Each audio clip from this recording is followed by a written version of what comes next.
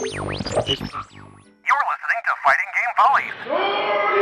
It's the #1 podcast for low-level player opinions. Yeah, that makes sense. Round 1. Hello to all my mashers, grapplers, and set play psychopaths, Wi-Fi warriors, O2ers, tournament organizers, everybody else in the entire FGC scope and spectrum. What is going on? It's your boy Griefer Games, you Skyward Games.png, back at it again with another episode of the Fighting Game Follies. Episode 29, we are doing the February 2024 recap. We got a fair bit to go through, so as always, sit back, relax. If you're doing homework, if you're driving, doing whatever, by all means, just continue to chill out as I ramble on and talk about all of the things that came out for February 2024. And just, as I said, recap everything that happened. So, game releases and updates. Let's just get straight into it, not even a full minute in. Game releases, updates.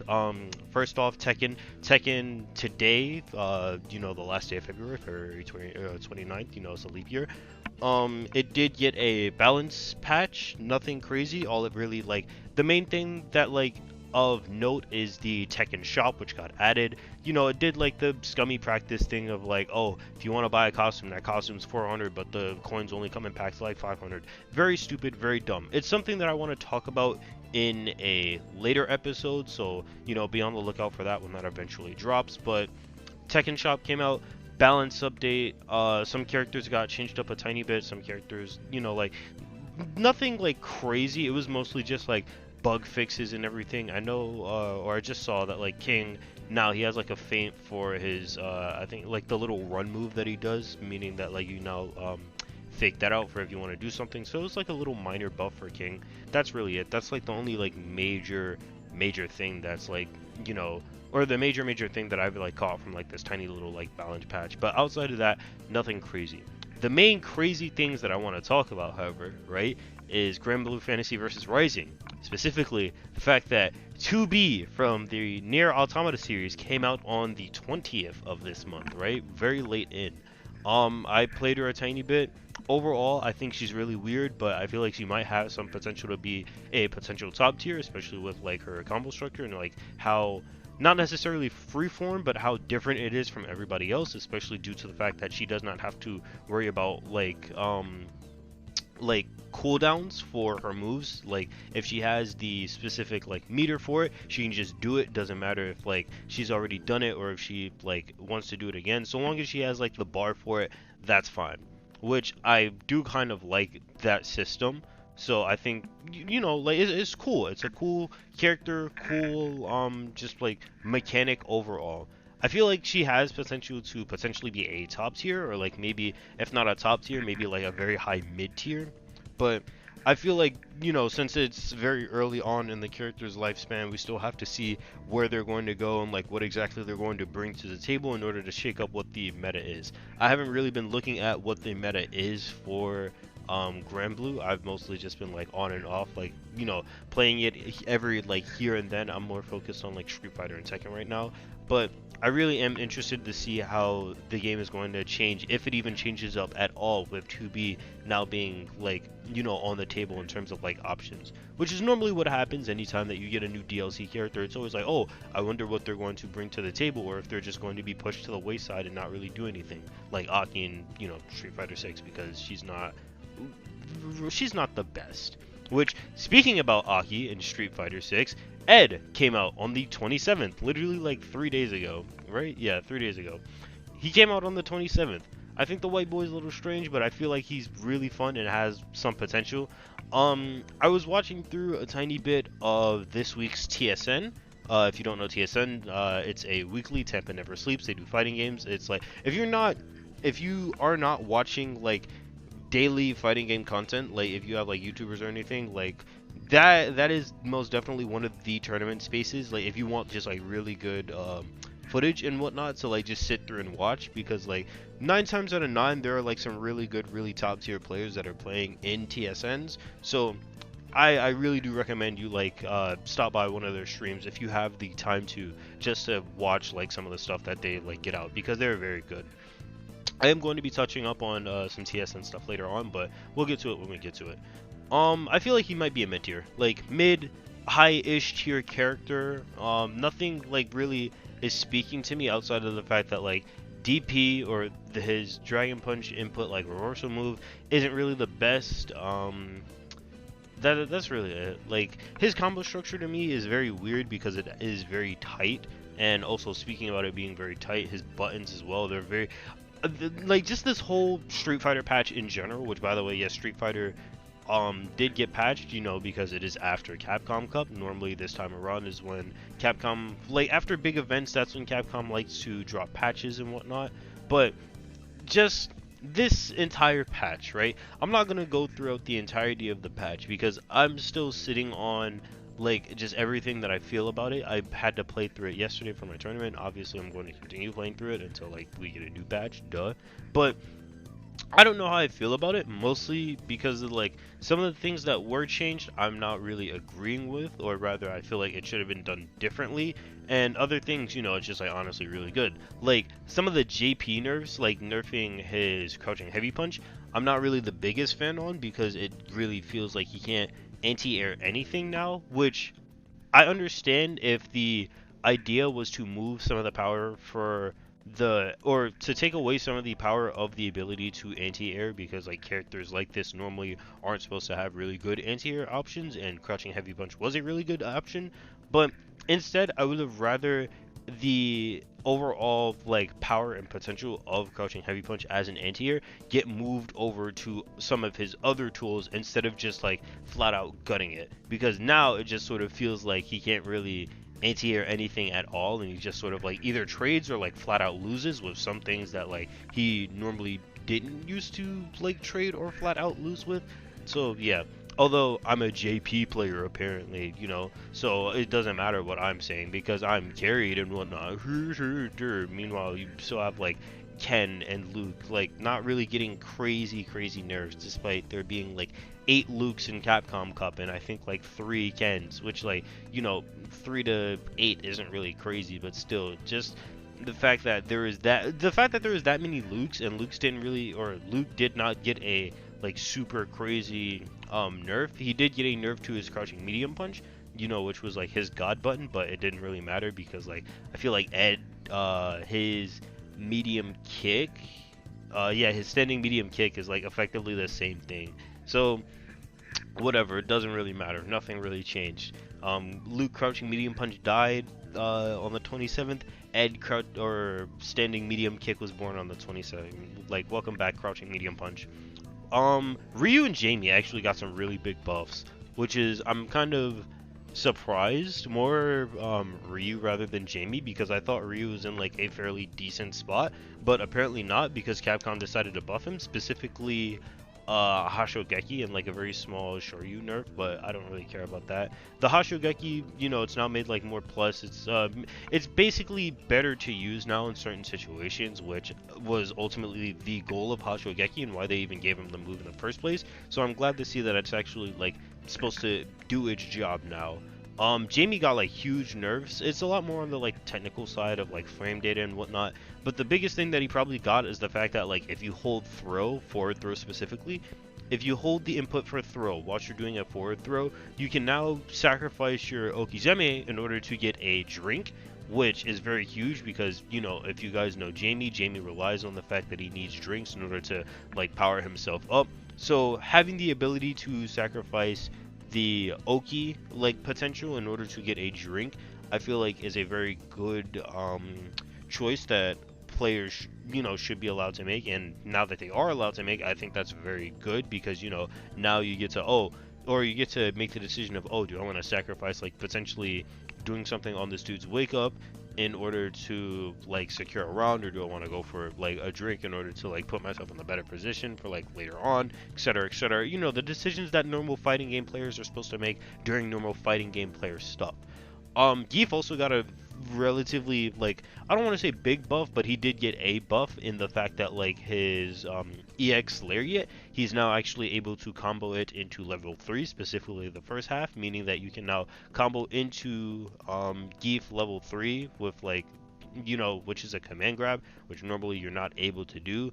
Like, I know in like the last patch he was able to actually get it, but you know, because you weren't left in a crumple state, which is what the change actually was. The first hit leaves you in a crumple state, allowing you to actually get it. now since it leaves you in a crumple state, you can get the throw, damage, yada yada yada. Basically meaning Gief can now combo into level 3, and they also made, I think it's his level 1, like the anti-air super. They made it really good.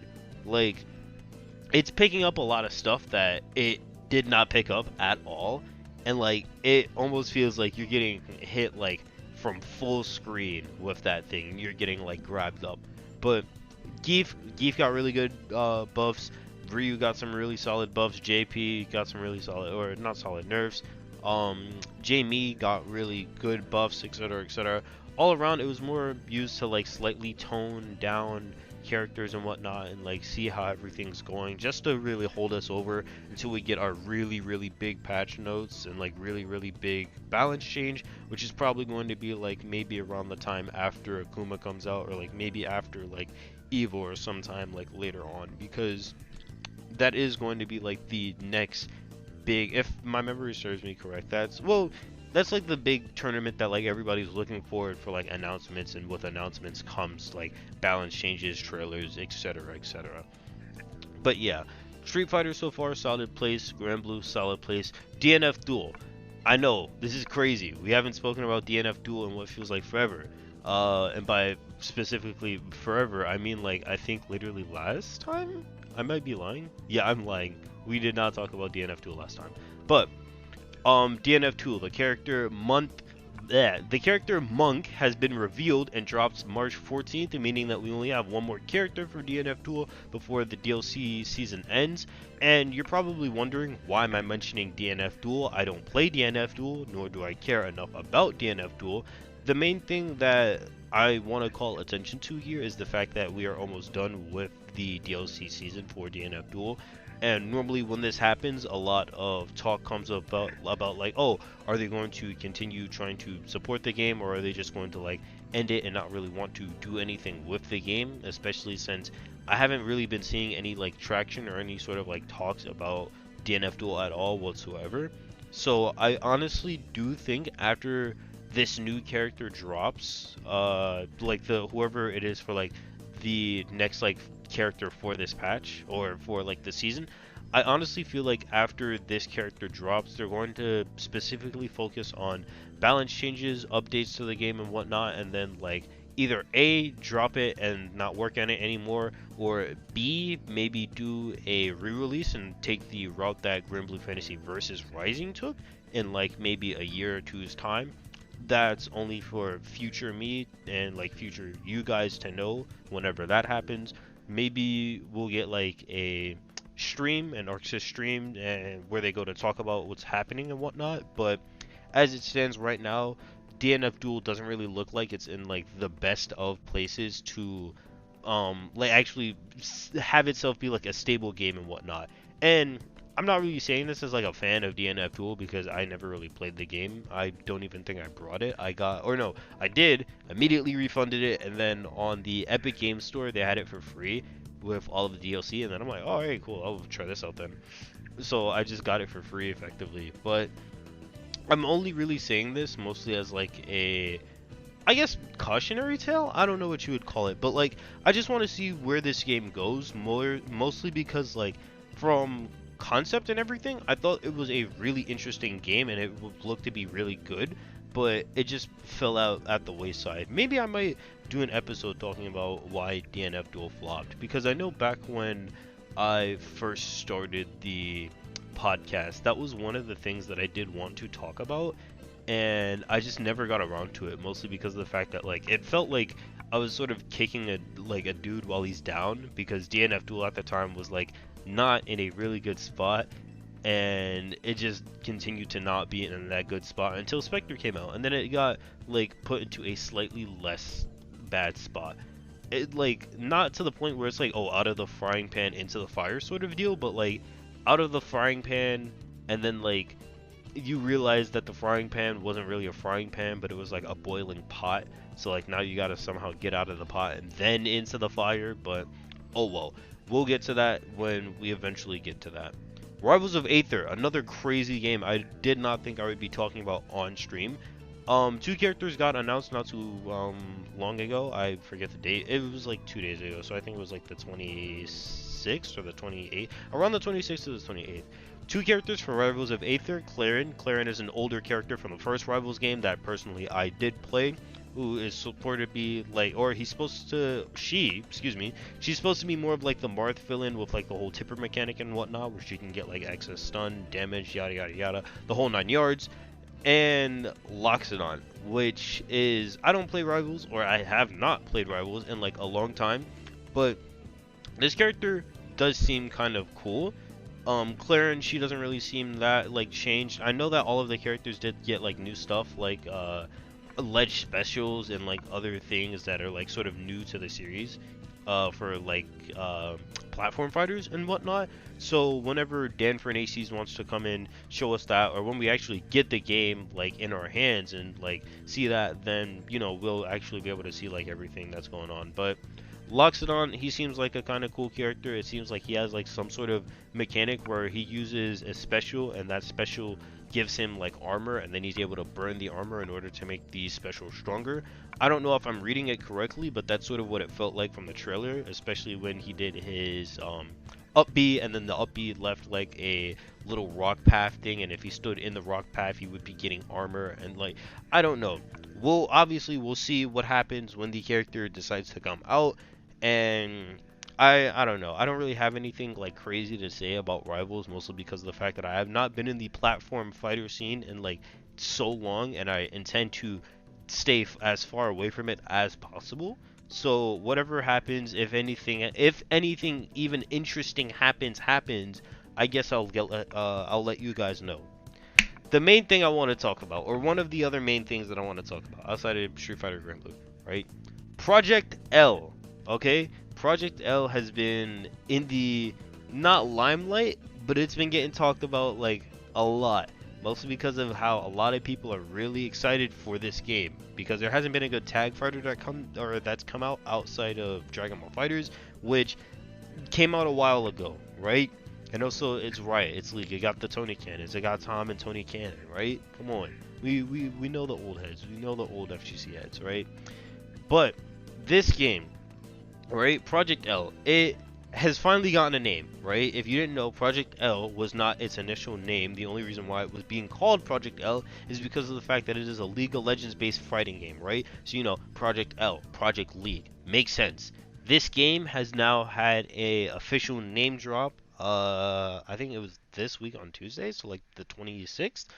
This game shall now be called 2XKO, which I think is the dumbest name they could have possibly come up with in like just at all. I think it's stupid. I think it is the dumbest name that they could have possibly given this game, and it really doesn't make sense because when you named it Project L, you're already associating it with League of Legends. So that would, you know, like maybe make you think that, oh, okay, if I'm going to be naming the game Project L, maybe the title would also have something to do with League of Legends. But no, it almost seems as if it's trying to distance itself from League of Legends by being named 2XKO. And I think it is hilarious of how like literal the title is, because it's like 2XKO, like, oh, there are two characters and you gotta KO both of them. Like, I don't know if that's what it was meant to be, but I think it's stupid, and I think it's very funny. And I also saw on Twitter someone said that they're gonna call it KOKO, which I think is hilarious, and I also am I'm like, I might opt to call it that. No matter what I call it, I'm probably gonna call it, or I'm gonna probably continue to call it Project L, because I really just think the name 2XKO is really stupid. And Project L has been like with the brand for so long at this point that I feel like it would be very weird, at least right now. I feel like it would be weird for me to switch up and like just start calling the game Project L or 2XKO. So I'm going to continue to like call it Project L until like the foreseeable future, or until like the community is able to come up with like a better name for it that isn't 2XKO, because whoever was like in charge of naming this game, you did a horrible job. You should be like fired, and you should never name something again, right? outside of its really stupid name, the game is going to be getting a planned release of 2025 with a lot of PR stuff and movement happening this year. Meaning that they're going to be going to a bunch of tournaments, they're going to be going to a bunch of conventions. You can also sign up as well in order to get like potential access to, if they decide to do like an online beta or something, which you best believe your boy signed up for. Please, this is like the third time I would have been passed over like for an online beta. Come on, yo, like Riot. Like, I know I've never touched League, I know I've never touched Valorant, but like, yo, Riot, come on. You told now, since we're in a sphere that I actually like care about, like we gotta let's get into talks. Let's see if I can. I know Daigo was over there not too long ago. He was over at like the Riot offices playing basketball. I saw his tweets. Like, Riot, yo, come on. Like, we can get to talking. You guys, just, like, if you need my email, I'll like hit me up on Twitter or Discord or something. Let's get to chatting. But no, in all seriousness, there's gonna be a lot of movement for this game happening. So obviously, whether it's during like, if it's really big movement, I'll probably dedicate it to its own episode. If not, I'll just like mention it in like other segments like this for like whatever the like month is, whenever it does decide to do its thing. But what I'll most likely do, or what I'll most likely be given the opportunity to do, is I'll be able to get my chance and try it out at EVO 2024, which, oh yeah, spoiler alert, I will be going to EVO 2024. Again, I feel like I did mention this, either in the last EVO episode that I did, or like during this like new year spiel of like stuff. I feel like I did mention the fact that I was planning to go to EVO 2024, but you know, your boy's going back out, setting it in stone like right now, you know. So if you see me, come say hi. I'm gonna try and get squad up there as well, because you know, going by myself last year with just my family, it was cool, but like it also was not that fun because they didn't really get the chance to nerd out at all of the stuff that I saw, or like anytime that I saw a top player or anything, they were just like, oh, just go ask him for a picture. I'm like, nah, but bro, that's Daigo, that's the person that done got me here in the first place. It was like, I don't care, just go take the picture. But yeah, nah, I'm gonna be going out there. I'm most likely going to, if they do have the setups like how they did last time, I'll like go out there, I'll try it out, obviously. Or if we like just get notion of like an open beta or something, that would also be really sick. I'd love to try that out. Riot, come on, you guys know my Twitter. If you need my, like, I say it at the end, like, come on, let's get to talking, because I'm coming from a background of BB Tag, Blaze Blue Cross Tag Battle, right? I really do love that game. I'm not really a fan of Dragon Ball FighterZ, right? But, you know, come on. I played BB Tag. Like, I didn't play Marvel all that much. I like two game like tag fighters, right?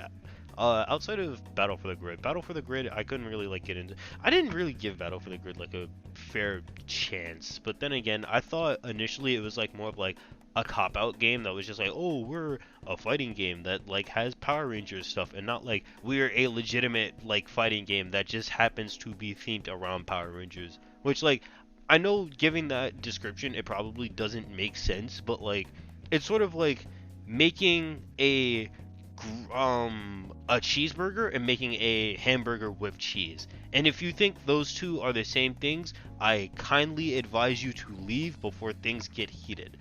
Outside of Project L, and actually speaking more about the Tag Fighter, you know, stuff, I'm making amazing segues, like for this segment. Dragon Ball finally got its rollback after being announced in EVO 2022.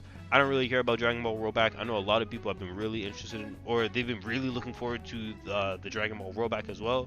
So congratulations, you guys can now play your game and like not have to worry about like stupid delay-based netcode, which I still think it's wild that it even took this long to get rollback. I know the game initially started on a delay-based netcode and like started moving its way back up, but at this point, like, I would have just made a title update, like Dragon Ball FighterZ, like Double Z or something. Make a title update and then give that title update like specifically engineered and designed with rollback. Once again, sort of like what Granblue Fantasy Versus did. You know, original Granblue Fantasy or original Granblue Versus, it was made on delay base. They took some time, you know, they decided to do its thing, boom, came back out with rollback. Like, I feel like it would have been a very smart idea to also do that as well, but, you know, instead of hold like 21, or actually no, because the last DLC pack was like ways ago, but like if I would have gone the title update route, that's pretty much what I'm trying to say. But congratulations to Dragon Ball FighterZ. That game has rollback. This is probably going to be the last time it ever gets talked about, mostly because of the fact of like, A, I don't care about it, B, the Evo like stuff about it doesn't really matter, like, you know, or it's not going to get mentioned at Evo, so because it's not going to be played at Evo, which I actually don't even remember. Okay, no, I think I did. I don't remember if I mentioned the Evo lineup, but if not, it's actually no. Okay, no. I did not. Or if I did mention the Evo lineup and I just like completely forgot, then I very much apologize. But like, Evo lineup, if you don't know, Evo is happening July 19th to 21st this month. I'm going like way off schedule, but I don't care. Whilst I'm going to like keep this momentum, I'm going to like remember and talk about it here. I think I mentioned what like my proposed Evo lineup was going to be, but I was very much wrong. Or not wrong per se, but like the things that I was going to bank on being changed out did get changed out, and some of it also didn't get changed out. So, what's the lineup? Street Fighter, you know, makes sense. Tekken makes sense. Guilty Gear makes sense. Mortal Kombat makes sense. Those three games are the big three, you know, Guilty Gear, or not Guilty Gear, Street Fighter, Tekken, Mortal Kombat. I don't consider Mortal Kombat to be a part of the big three, but oh well, whatever. It'll have its place due to legacy, right? And Guilty Gear's been there for a while. It's probably going to continue to stay there for like probably the next like maybe 3 or 4 years of its time, and then it's gonna like get cycled out for something else. What did get cycled out, if memory serves correct, Marvel. Marvel got changed out with Granblue Fantasy Versus, and Melty Blood got changed out with Under Night In-Birth. And what was last year? There was something else that got changed from Evo 2022. Let me look it up. 20, or no, I can't. Alright, hold up. What was the Evo 2022 lineup? It was come on, give me the games. This is 2024. Skullgirls, right? 2022 was Skullgirls. That got changed for Street Fighter 3 Third Strike. And you're probably wondering, why did it get changed out for Third Strike, despite Skullgirls, you know, having like its final character be revealed, which by the way that also did happen, or not revealed, like Marie is slowly like be getting in more of a playable state, right? But you're probably wondering, why did it get changed out for Third Strike? And that is because, ladies and gentlemen, ladies with gentle hands, JDs and Lettlemen, okay? Street Fighter 3 Third Strike will have its 20th, no, is it 20th? Yeah, its 20th anniversary, like after being shown off at EVO all the way back in August of 2024. Now, I'm gonna give you guys a tiny bit of like lore, a tiny bit of history, right? But Street Fighter 3 Third Strike, I'm pretty sure I have mentioned this like during the first episode or like in passing or something, but Street Fighter 3 Third Strike, right? EVO moment 37. That is the moment that initially got me into fighting games. That is what started me out on my journey, right? And the fact that they're paying homage to it by having it be like in the lineup for after 20 years is absolutely insane, and I really can't wait. I really think like that's I just think it's like a very poetic, it's a very nice thing to do.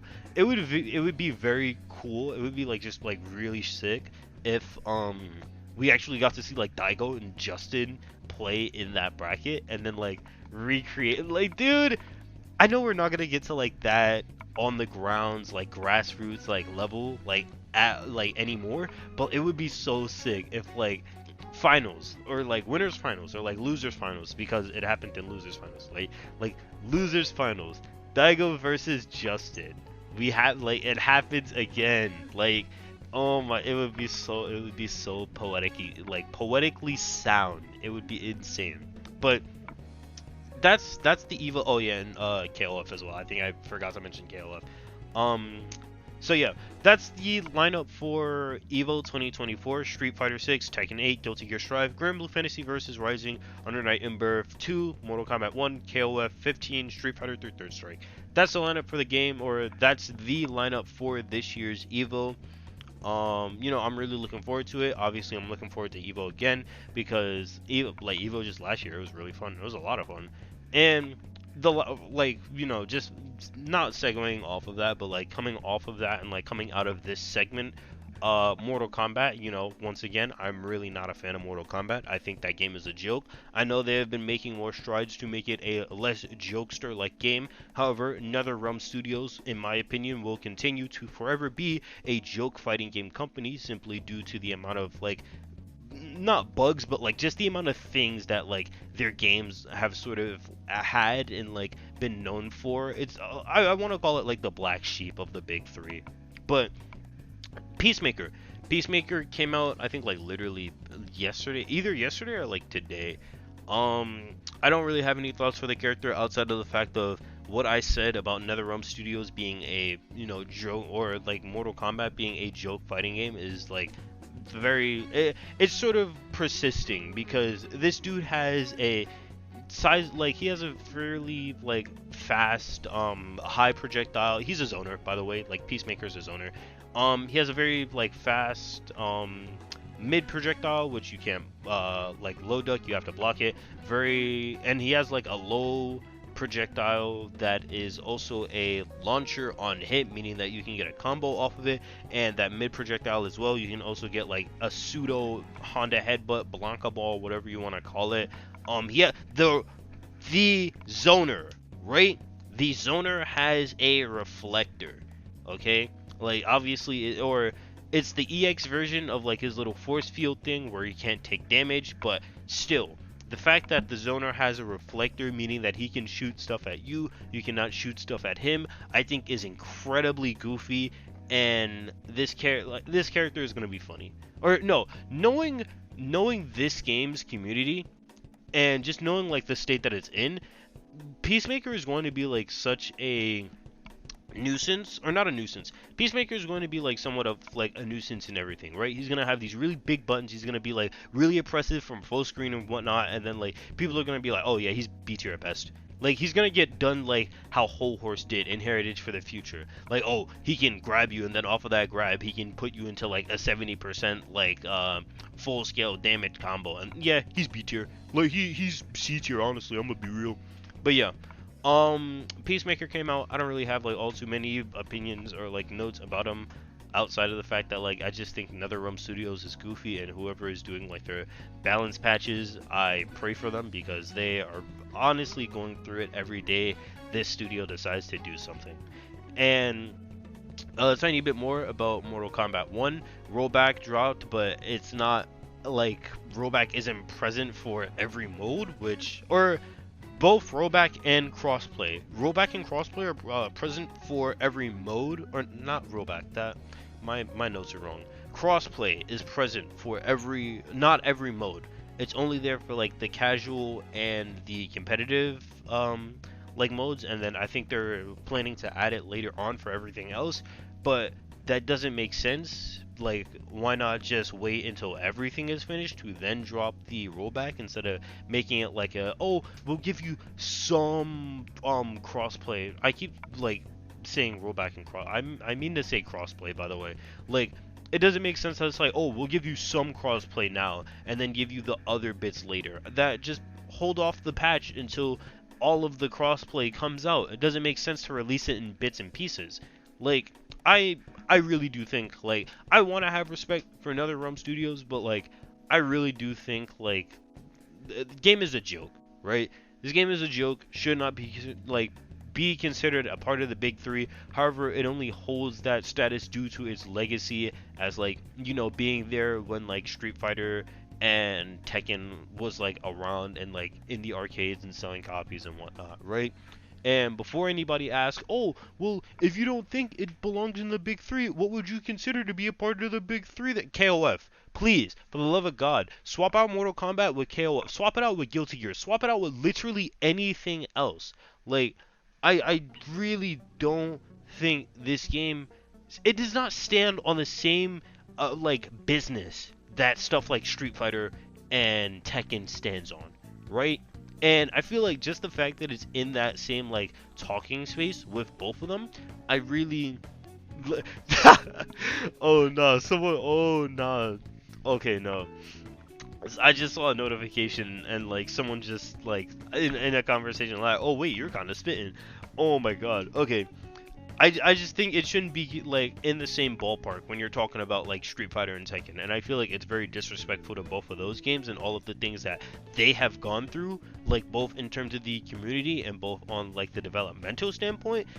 And I just think like you shouldn't, they shouldn't be compared to like anything. Like, so if you ever want like a new candidate for the big three, I would not say put Guilty Gear there, but if anything, I probably would also say put Guilty Gear, because you know, like KOF isn't really doing the hottest right now, neither is like anything else that you would really like. Killer Instinct, like back in the day, I would have potentially like put Killer Instinct on there as like potential big three status, because it also is like a top dog like that. But Killer Instinct has not had like anything drop in like a while, right? And then KOF's been coming out with like content and everything. There's also the Garo game that's coming out soon. I think that should be coming out in like 2025. So if you need a candidate for another big three status, right? You know, Street Fighter, Tekken, and KOF, or just any SNK game really, or not any SNK game, but like a Final Fighters or a King of Fighters, those two games in specifically, because I think the fact that like something from SNK that's not in the big three is kind of wild. But that's pretty much it for all of the games and updates. It's all like only updates, no game releases, because nothing has been released. This month has been very like small in terms of like, or not small, this game's been like, or month, this month has been like a lot news heavy, and like just like sort of recoiling from all like December and January, from getting hit with all of the heavy hitters and like everything from like Street Fighter, from Tekken, from all of the big Grand Blue like patches and updates and whatnot.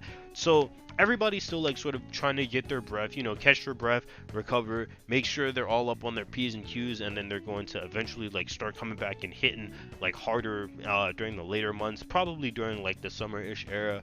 But you know, once we eventually get to that, we will, you know, like I've been saying, we will get to that when it eventually comes. Round 2. Alright, so now that YAB session is over, we should get into another bigger, or I don't want to say bigger, it's mostly just talking about the tournaments. You guys know how, actually no, you wouldn't know how these go, because this is like the second time I'm doing this. But talking about tournaments now, we're going to be talking about tournaments, and we only really have like, I guess, one major really big tournament that I want to talk about, so I'll get like the other smaller tournament out the way, that being Genesis. Like I said earlier when I was talking about Rivals of Aether, I've been trying to distance myself from platform fighters for a while now. So yeah, but I got news that Genesis was happening. You know, if you're into Smash, then you know it had some really good sets in it and whatnot. I personally didn't go to check anything out. I did see that they did have a lot more traditional games like Street Fighter and Gear, but you know, like I just said, Genesis X or Genesis 10, it's a more traditional like platform fighter. You know, it's a bunch of platform fighters. You know, they mainly had like Smash, and it was Rivals and everything else. If I'm not mistaken, I think that might have been where the Loxodon and Clarin reveal trailers might have initially spawned from. But you know, it's traditional, dude, or not traditional, it's platform fighters, dude. It's what you would expect from the platform fighter like tournament scene, like nothing crazy, or whatever big names there are there. It's probably big names that you know from Smash, because that's really all it's there to like play and whatnot. So Genesis X happened I want to say like last weekend, or like last week, I don't remember. Genesis X happened, and it'll happen again next year, so be on the lookout for Genesis 11 or anything. There's nothing crazy that happened, right? The main thing that I want to talk about right? Obviously, because you know, last weekend was Capcom Cup X. But ooh, Capcom Cup X, yo, like, dude, this tournament right here, this tournament right here, Capcom Cup X.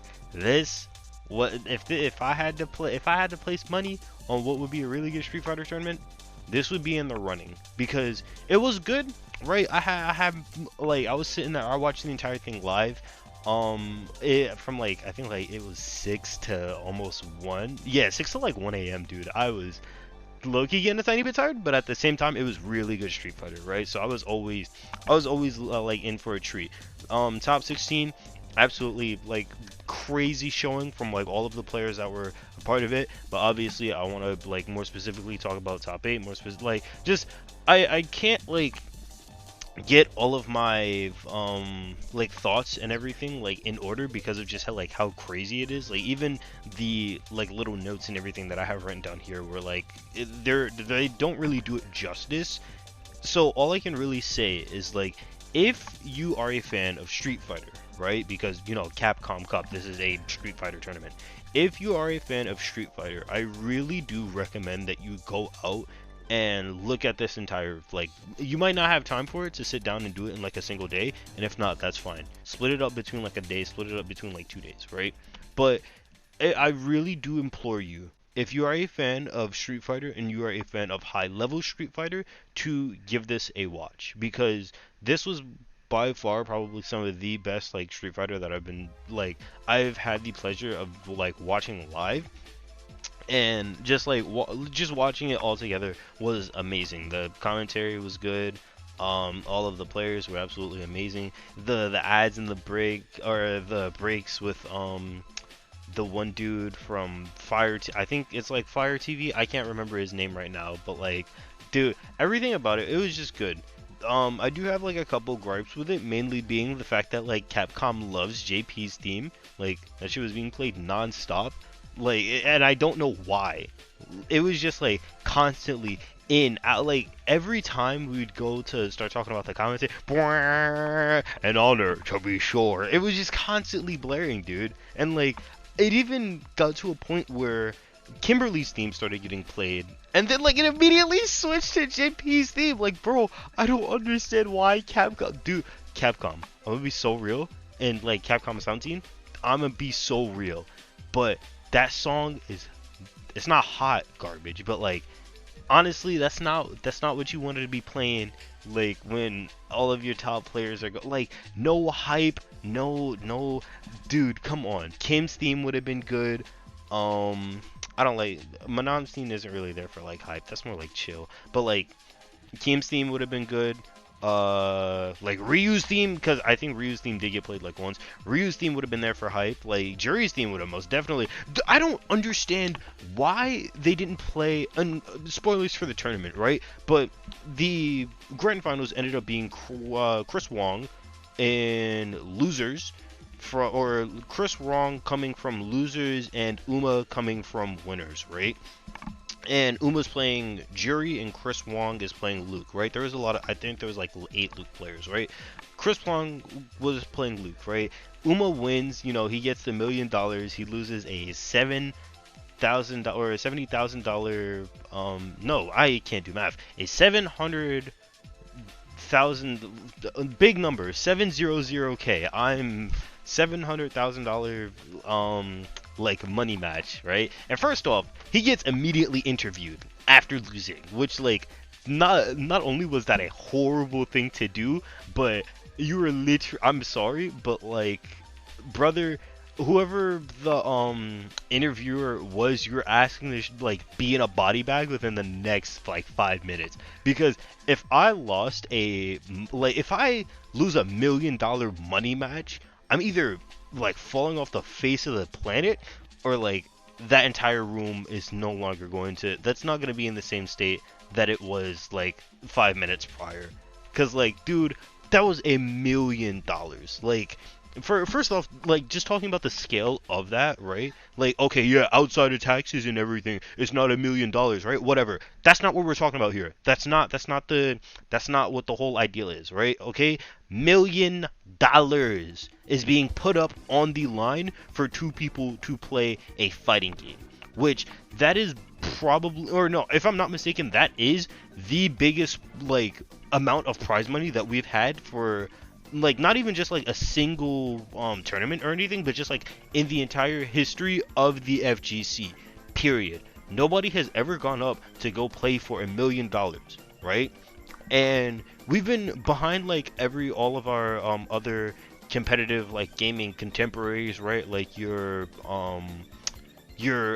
FPSs and like other thing. I think like FPSs are the only other like competitive games that like are really gaining traction right now. But like outside of your FPSs, which constantly they have like $1 million prize pools, right?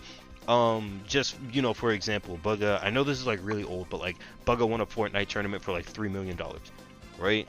Like, dude, like 3 million solo. Like, he's taking home 3 million. Not the entire prize pool was 3 million. Like, he's taking home 3 million, which implies at least like the entire prize pool for like a fair split had to at least been like 4 to like 6 million like flat, okay? And that dude took home 3 million.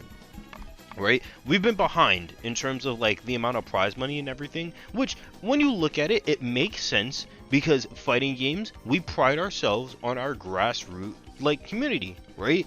And like I don't know about you guys, but like nobody here in the FGC, or at least not to my knowledge, nobody here in the FGC is connected to some like big name millionaires who are like just willing to like put stock into that and like just effectively put up all of that money out for like a single game or whatnot, which is fine because nobody like really expects them to. Like, I'm kind of, if I were to place money on like who would be the first one to like get $1 million, or like who would be the first one to shill out $1 million for a specific like game, I would expect it to be Capcom, because Capcom's been around for a while, and just thematically or speaking, like it makes sense because Capcom, no matter which way you slice the cake, Capcom was, and like Street Fighter 2, they were the ones who started off this entire like just old generation of like fighting games, and are like essentially what the blueprint of a fighting game is for like the entirety of all time. Like after like obviously there was stuff that came out before Street Fighter 1, and Street Fighter 1 was not good, but post Street Fighter 2, Capcom has been running the game for like generations. And yes, Street Fighter 3 did flop, okay, yes, Street Fighter 5 was not in a good spot, but they brought it back with Street Fighter 4, right? They've been doing wonders with Street Fighter 6, and even though Street Fighter 5 wasn't in a good spot, it eventually got to a better spot than at that which it first started in. So no matter which way you slice it, Capcom has been the one that's been running the showboat from day one. And on top of that, even if they were only bringing in money from specifically their fighting game division, right? Specifically from all of the revenue and everything that they've been making from Street Fighter, Capcom has like so many other IPs and everything that if they somehow were low on funds and didn't want to fund a whole $1 million tournament out of the pocket of just their Street Fighter stuff, they could have pulled at least like maybe like 10 to 20k from like Resident Evil, or like another 5k from like the what's the name of the like the Phoenix Wright series. I don't know why it took me a second to like think of like Phoenix Wright, but like just like as an example, if they really needed to, they could have pulled it like just to make sure that like not everything is like just taken from a single like spot. They could have pulled their resources from other positions and still be financially well off, right? But I'm getting off topic. UMA wins, right? They still continue to play Jury's Theme. They interview Chris Wong right after. I think that's absolutely insane. Chris Wong, he played an amazing like Luke, but like dude, I'm gonna be so real, that man was like, he was putting up a fight. I'm not even gonna lie. Obviously, like he was playing some really good Street Fighter, but I feel like it was sort of pack it up, let's go home. When specifically there is one moment, I think it was like winners, because they did do a double, or not a double Jeopardy, or I think that's what you call it, double Jeopardy. where basically it's the first time that Chris Wong and Uma played. They're playing winners, right? And throughout the entire set, Chris Wong is hitting him with like Luke level 1, and or no, not through the entire set.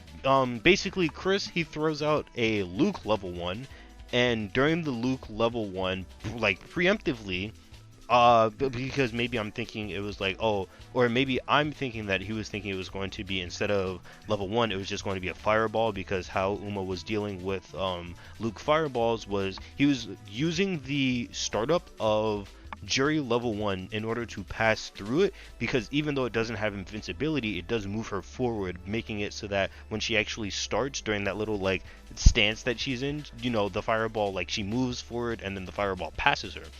But he doesn't get the level 1, he gets the regular fireball instead. Luke does the super connects, da da da da da da da, and then before the final hit connects, the snaky, slithery fireball that like was traveling on the ground hits Chris Wong in his toes, and he dies and loses the set, or he loses the match for it, right?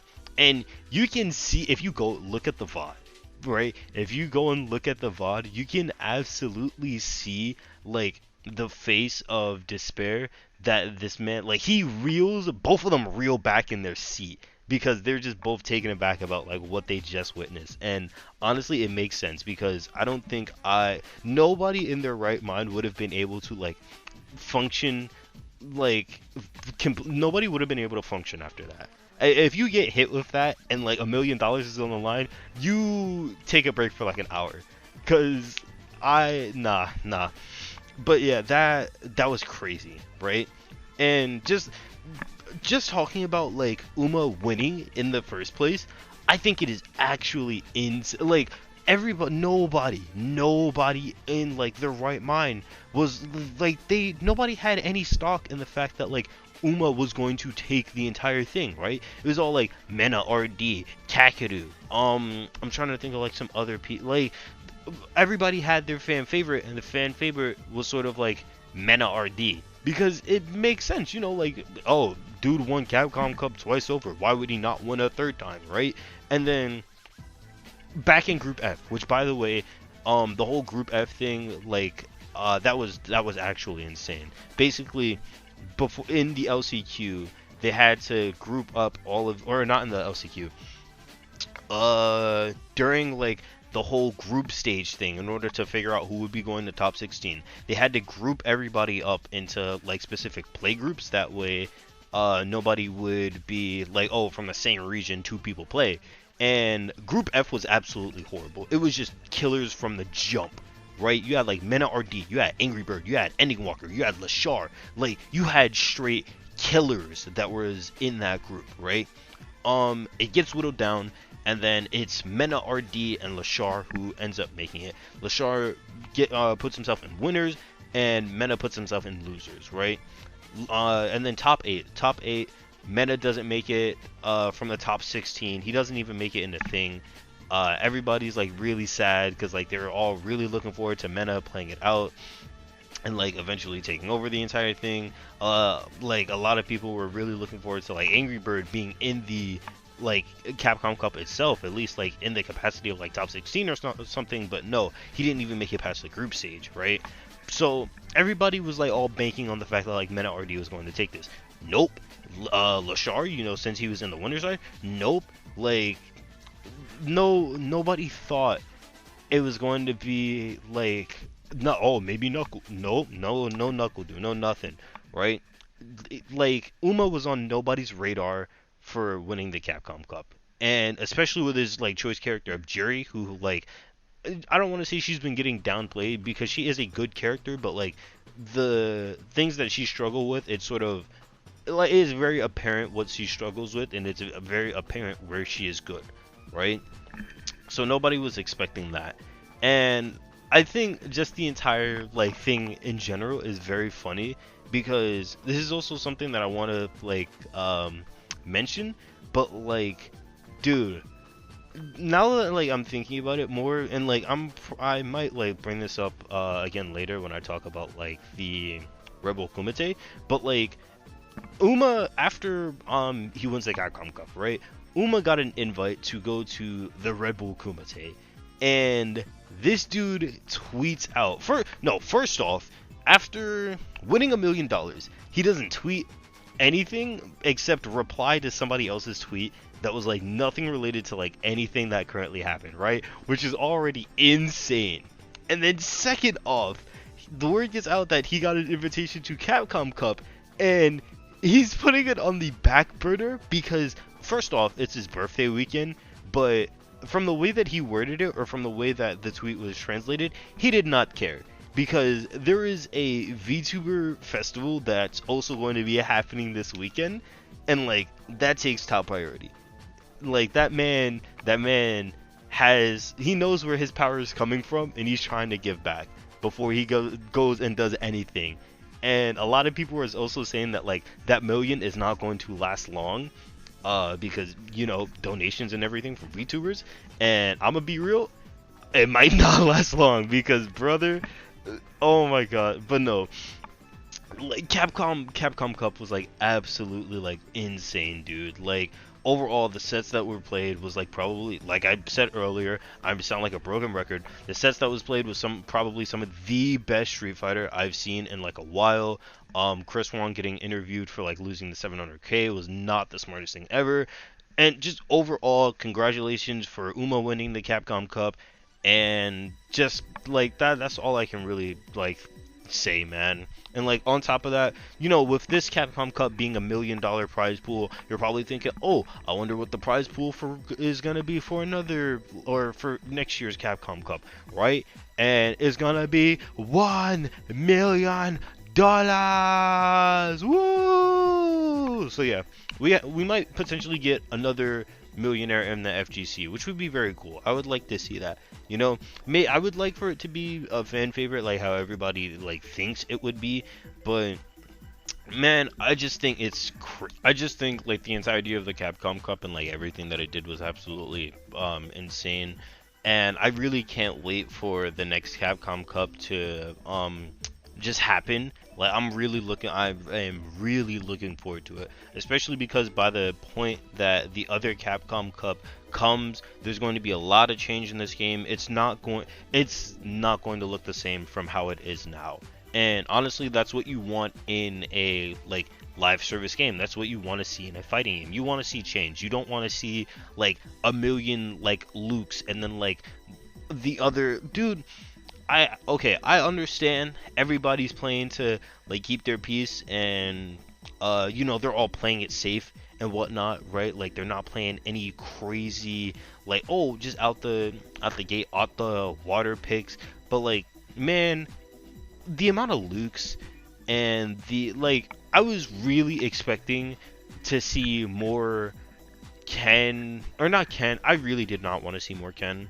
Like, I'm gonna be so real, I didn't want to see any more Ken. I didn't want to see any more Luke. I like didn't want to like, but we got Lukes, and it was all Lukes. And I was expecting a lot more Ken, a lot more JP, a lot more DJ.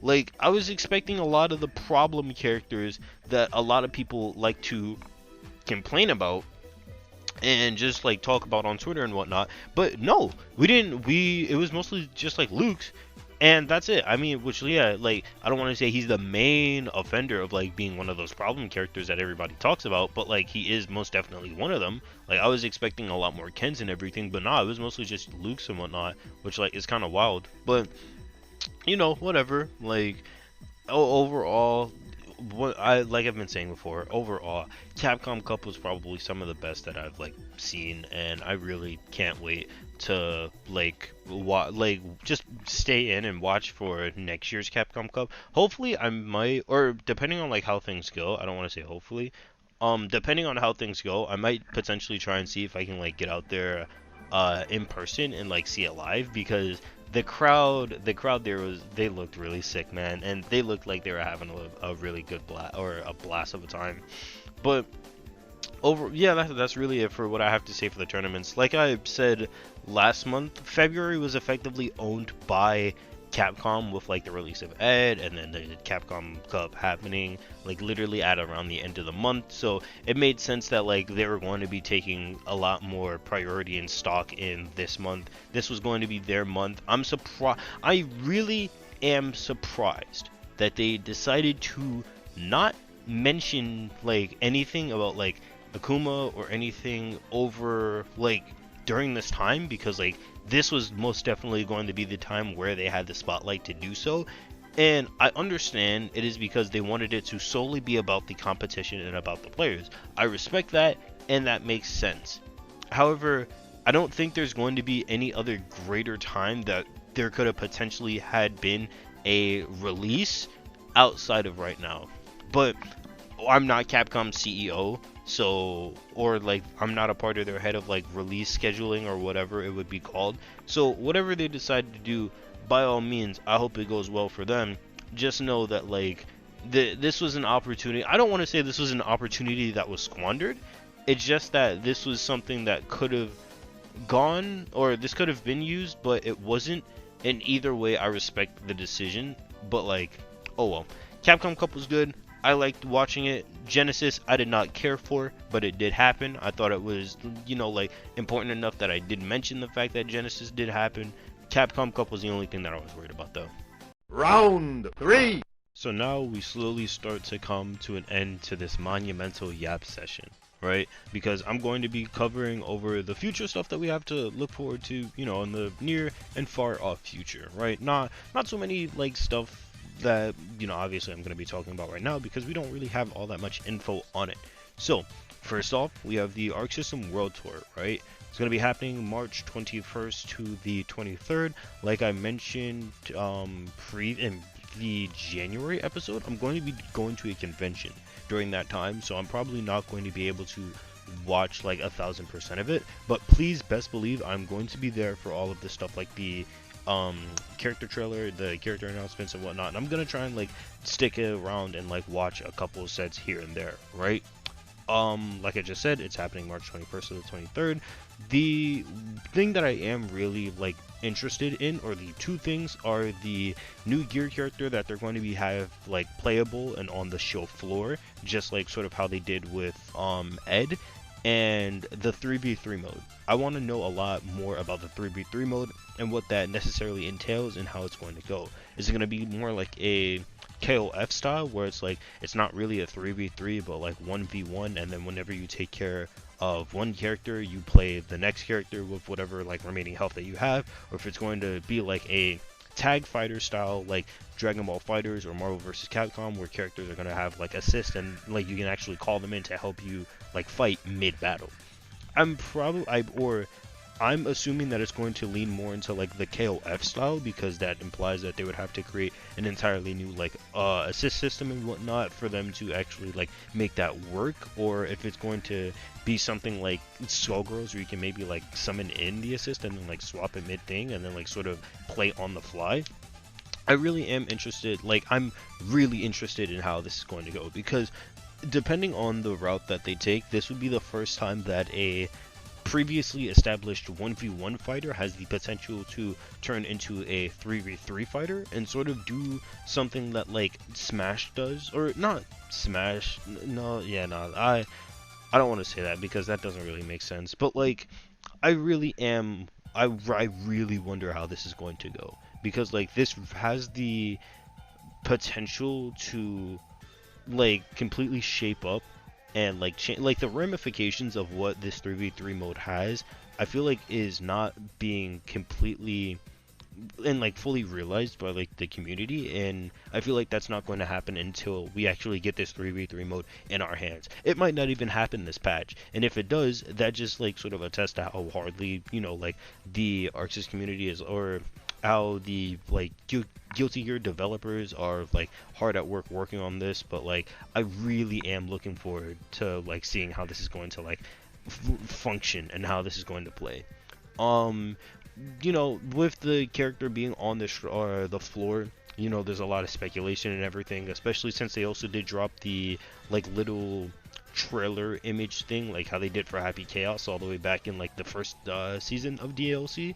And I can't really, it looks like Venom, but nobody, like, I don't like the trailer or the teaser image like graphic thing, because like last time for Happy Chaos it did not look like Happy Chaos at all, especially like with the little like fold that like his jacket has, because like that was completely throwing everybody off, right? So this is a shot in the dark. A lot of people are saying it's Venom.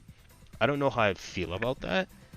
Mostly because it just doesn't necessarily, it makes sense, because if for those who don't know the Guilty Gear story, it was Venom and Robokai who were the ones that killed the original Bedman, not Bedman the actual bed, but Bedman the guy that was in the bed, Romeo. And you know, like, they were the ones that initially killed Bedman. And even though he did come like last season, the third character for the season 2 of the DLC Strive, it does make sense that like Venom would come back and be like, oh, I didn't finish the job, I gotta finish the job. And then like Delilah, the little girl, is like, wait, he's kind of cool though, let him chill. So I don't know. Plus it would also be nice to like get like little updates about like, it would be like characters in Guilty Gear. I feel like they're cool, both because of the fact that like they could add something new to the game, and also because of the fact of like what they can potentially like reveal story wise. Because like I Guilty Gear as a story, right, as like taking out all of the fighting game stuff, right, if you look at it from like a purely story aspect, it is crazy, but it is very interesting. And one of the things that makes it so interesting is the characters, and obviously how they interact with, or how they like deal with all of the situations and stuff that they find themselves in. And now since Venom's retired, he runs a bakery with Robokai's head, and like he's not really doing the whole assassin thing. It would be really interesting to see like what like has changed, or rather like what he's like sort of now doing after being like not a reformed, but like not really doing like, you know, he's not a part of the Assassin's Guild anymore. He has like, he's chilling, he's big chilling, right? He's big chilling with Robokai, and I want to see like what brings him to a point where he's like, all right, cool, I need to be up in arms with my pool cue and my pool balls, and then I need to get to work, I need to get to scrapping, because I want to like see why he decides to take himself out of retirement, right?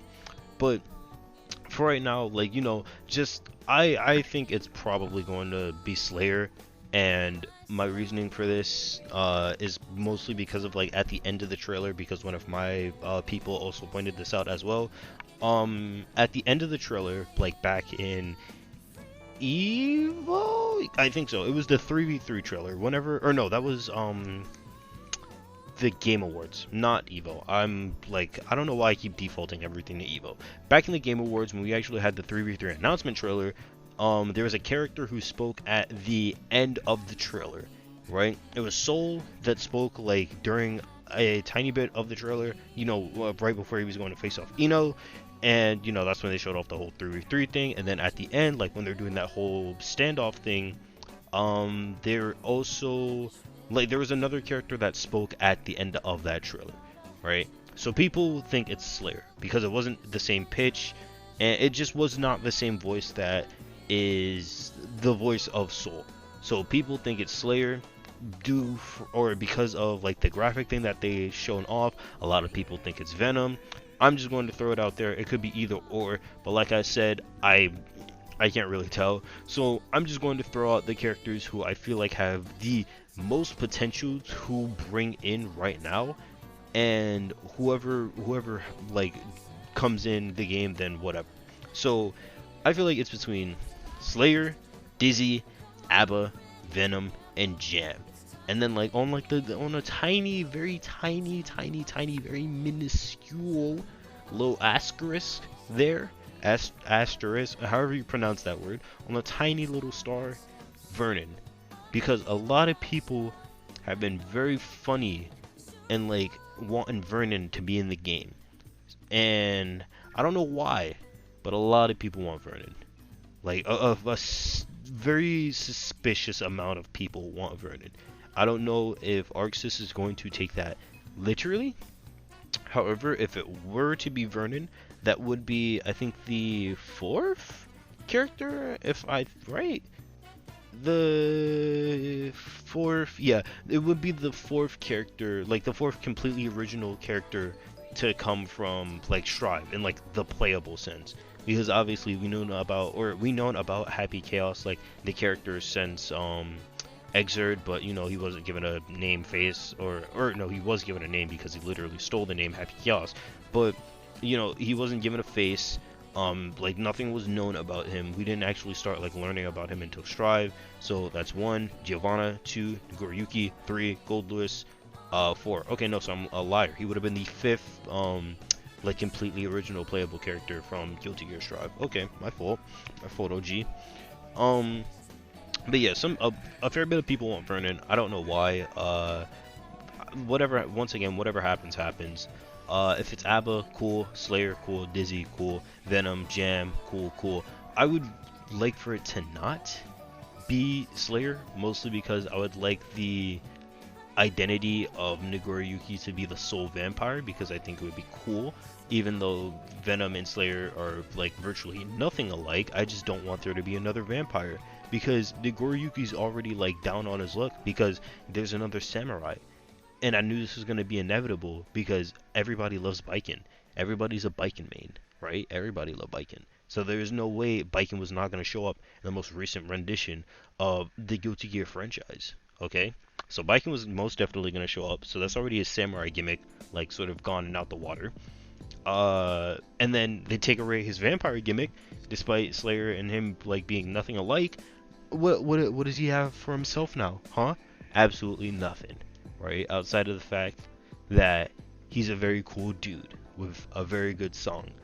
And that's actually another thing, like the new Guilty Gear character means new track, meaning we might potentially get like more Narioka, and like, yo, Narioka, very good musician. I really do like his music. That man right there, yes sir, yes sir.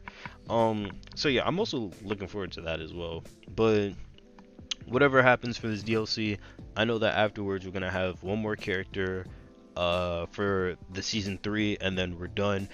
We don't know if we're going to get a season 4. If there were to be a season 4, it would probably be announced like soon, like probably at like the next major tournament that hosts Guilty Gear, wherever that is. It's probably no, because they're going to be doing the overall like announcement and play for at the Arc World Tour, so they're not going to make an announcement on top of the like playing for it.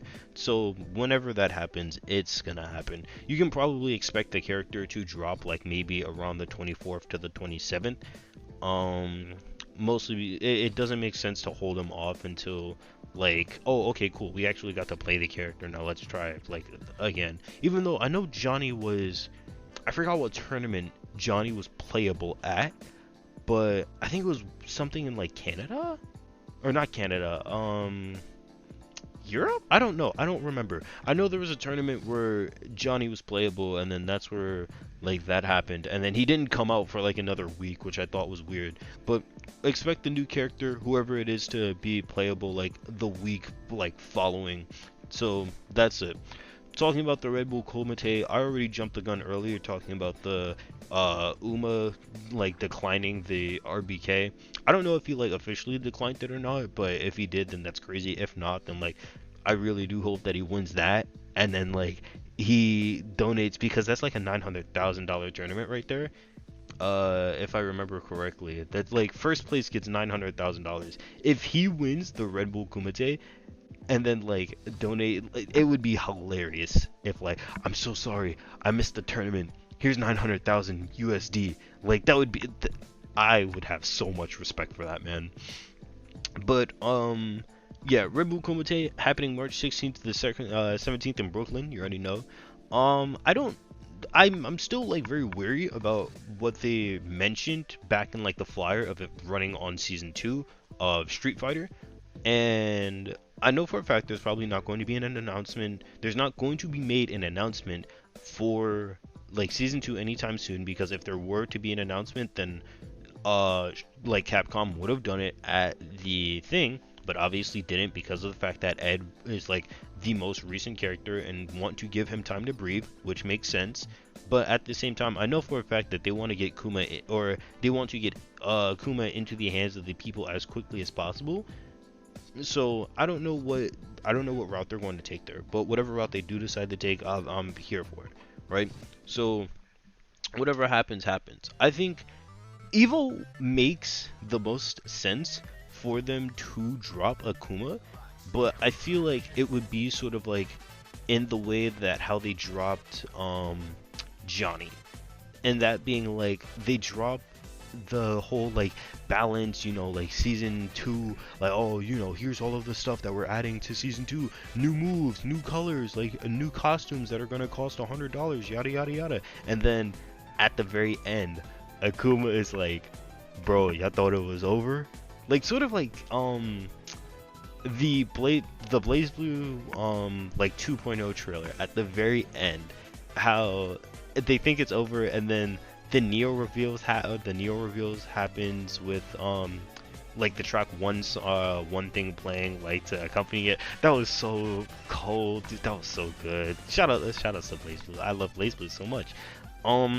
But yeah, I really do think we're just gonna have to like play it by ear and see whatever happens, because whatever they do decide to drop more news, then like, you know, I'm gonna be here to talk about it and like cover it and whatnot. Because I really do think like Evo is a tiny bit too big of an event to just drop Akuma, but at the same time, Capcom is no stranger to dropping just a character, because that's what they did with Aki. However, with the end of season 1 of DLC, I feel like there's a lot more weight on it, because people are going to be wondering, oh, where's season 2? Or, oh, are they going to be coming with season 2 news as well?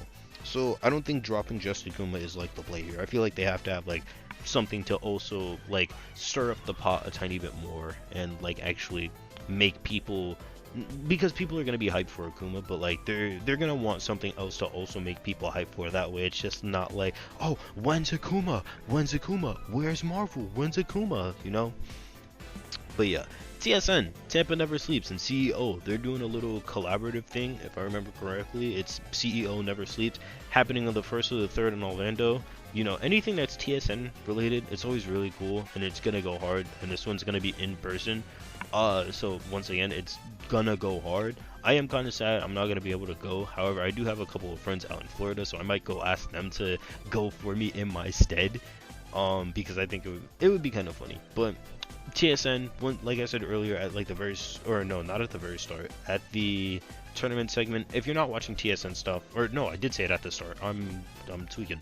If you're not watching TSN for your like Street Fighter stuff, your fighting game stuff, you know, Guilty Gear, Tekken, whatever, I feel like you're really missing out, like as a player, like just both on the competitive and on the casual front. Because if you're just playing a game because you want to see like really cool stuff be done, really cool stuff is done during TSNs, and if you're watching it in order to like steal tech, like tech is being used up there. So like I feel like you're low-key kind of missing out, and like, you know, use your resources to the fullest, right? And the last thing that I want to mention, Slashback 2. I remember when the first Slashback happened, like a year ago, or like however, I think, yeah, it's a year ago. So yeah, or not TSN. Slashback is happening, right? Slashback, April 6th to the 7th, San Jose in California. I remember it was a year back when I first like got wind of the fact that like Slashback was, you know, a thing. I feel like this has potential to like start, like, for as it stands right now, I feel like it's a little like mid-tier tournament-ish. However, if what was on the Liquipedia is true about like the people that are going, there are some really big name people going for like the Guilty Gear and Street Fighter stuff, so I am really looking forward to that. I didn't get the chance to check out the last Slashback because I think I was busy with like some other stuff, but I have heard some really good things about Slashback, and I am really looking forward to seeing what this tournament has to offer. You know, if you guys need an ambassador or anything, I think it's someone named Brent. I know he's a commentator. Hey man, if y'all need an ambassador or something, hit up your boy. I'm here, you know, like, yo, come on. Like, hit the DMs, hit the, like, let's get to talking. And you can also hit the DMs and get to talking with me and whatnot, because this is going to be where we cut things off for the recap for February. Overall, like I proposed in last month's recap, this is very much a Street Fighter focused month, and I kind of enjoy that because Street Fighter being one of the big three, I feel like it does have the precedence and stake to take up an entire month of itself. So I think that's, you know, it's nice. And I also wish like the other big threes also had like little times in order to take up like months and everything for themselves, which we're probably going to get that during the Tekken World Tour when that eventually comes out, which by the way I will talk about that more next month. I felt like it didn't really have any reason to talk about it now because nothing's really happening now about the Tekken World Tour, so I'll leave that for next month, or just like whenever we get like more info about it, and I'll just like throw it in randomly depending on like whatever the episode is. But you know, we'll probably get like more of that when the Tekken World Tour happens. I really hope we don't get more of that for Mortal Kombat 1 because I'm the biggest Mortal Kombat 1. I'm one of the biggest Mortal Kombat haters, which is crazy because I'm a really big fan of X, but whatever, man. Like, we're gonna get more info on all of the stuff that I mentioned, so if you're looking forward to that, then be sure to hit the follow button on SoundCloud's thing. Thank you all so much for tuning in for this week's episode of the Fighting Game Follies. I really do appreciate it, and I really do love you. Check out the socials, which are also in the description. You can hit me up on Twitter at ZGIESKYWARD, you know, at twitter.com, and also check out my stream, twitch.tv/GreeferGMZ, GREAFERGMZ, where I stream every Wednesday my Street Fighter 6 weeklies. And you know, just like stop by, say hi and whatnot. But that's pretty much all I can really say. Thank you all so much for tuning in. I really do appreciate it. And I also want your guys' opinion on like the music and everything that I've been adding for this episode, because I was talking with one person, they were like, oh, I think this is really good, but like there's a lot of dead air, so you should like put music in it. So, you know, I'm like, once again, you know, get to talking. If you have anything that you want to like recommend that I do, or just like recommend that I stop yapping and shut up, then like by all means, that's like very valid. But you know, if you guys have anything, like any advice or anything you want to like slide my way, or just like, oh hey, I really enjoy the podcast, then you know, like by all means come. Like at the end of the day, like earlier, you know, like back when I was making that thing earlier about like, oh, just go take the picture, like I am at the end of the day just a dude, I'm just a person. So if you do want to like just hit me up, say hi or anything, or like just like have or want to ask me a question or something, then like I'm just a dude. Like I'm gonna help as like best as I can. But that's all I can really say. Once again, thank you all so much for tuning in. I really do appreciate it. I've been your host, Griefer Games, Ziggy Skyward Games.png, and I will always and forever be your host. And I will see you all in the next one. Thank you, and peace out.